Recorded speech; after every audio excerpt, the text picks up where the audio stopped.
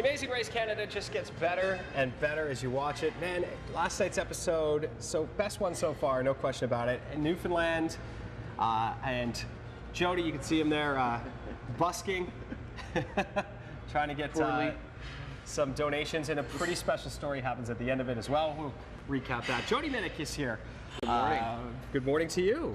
So we get to see, now you've done the show for quite some time, and we discuss this every time. We are living through these moments in a lag for you, but we're pretty proud of you, man. You're doing really well. Did our best. That's all we could do, but we did our best. Did you like it? You said you wish you could have stayed longer. Just the area, to be out in... Well, yeah, it's Newfoundland. Like, it's, you know, the whole East Coast is where I like to party. Mm-hmm. And it's kind of weird. Everywhere we go, it's where I like to party. The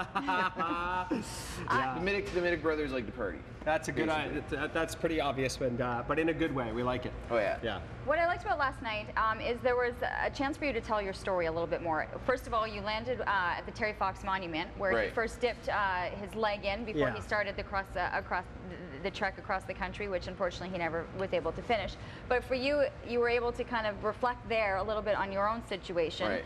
And then you used your situation, or at least to be able to tell your story as to how you earned the money, the $50 in busking, to get you into the lead. I mean, you get there and they're like, yeah, buskering, and there's all this stuff on the table. I'm just grabbing. I'm like, this is a tambourine and like sticks and tape. I'm like, I can't draw. I can't, like I'm just grabbing random stuff, and I'm walking down the street. I don't know what they showed, but I'm just like, I'm almost panicking. I'm like, what am I gonna do?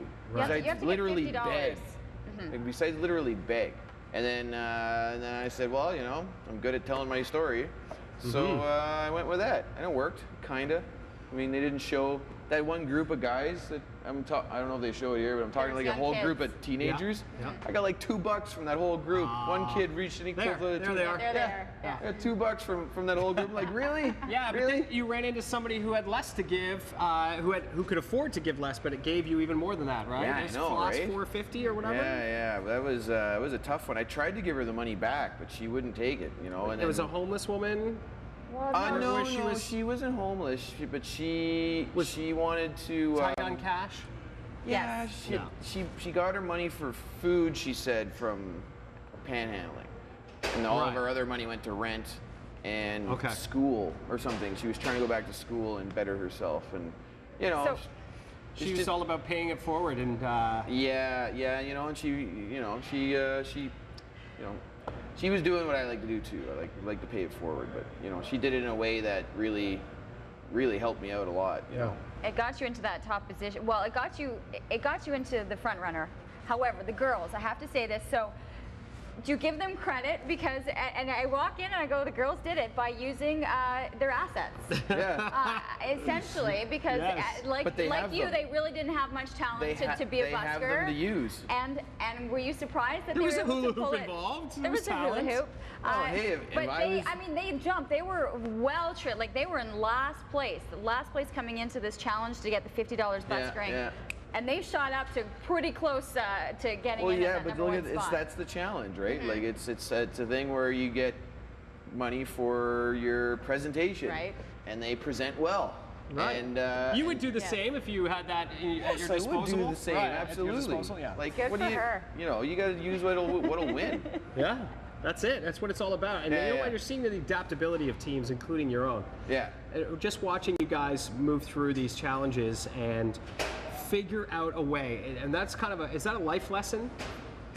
Well, I mean, in the military, we have a saying: improvise, adapt, overcome, right? Which means get the job done. Right. And that's what you do. And we're getting to the end. We're down to the last 4 teams during the show, and we want to. Nobody wants to be left out. Dave and Jet unfortunately got.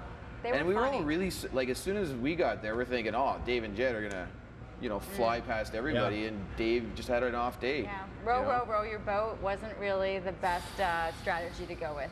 I didn't see it, but Cory said it was like cringeworthy. Like he said, they were all standing by the fountain with their heads down. Jet's like hiding behind some tourist because they were because you want to, when you see your partner in trouble, you want to yell at them. You want to be like encouraging, but even at that range, they couldn't even yell encouragement, and he's just floundering out there. Oh man. I felt bad for them because when they got to the end, it was pretty. We were off to the side. It was pretty emotional. That's right. Kind of breaking up like over it. You get involved in the competition. It can be pretty intense. Yeah. Well, they didn't break up over it. I mean, no, but like he broke down. Oh, he broke down. Yeah. Oh, there's the right word for sure. Yeah. Well, Dave's an emotional guy, and he was he really is. He's almost like I don't know. I didn't know him that well, but he's almost seems like a perfectionist. Yeah. He's very hard on himself, despite the funny hair and the silly hat and stuff like that.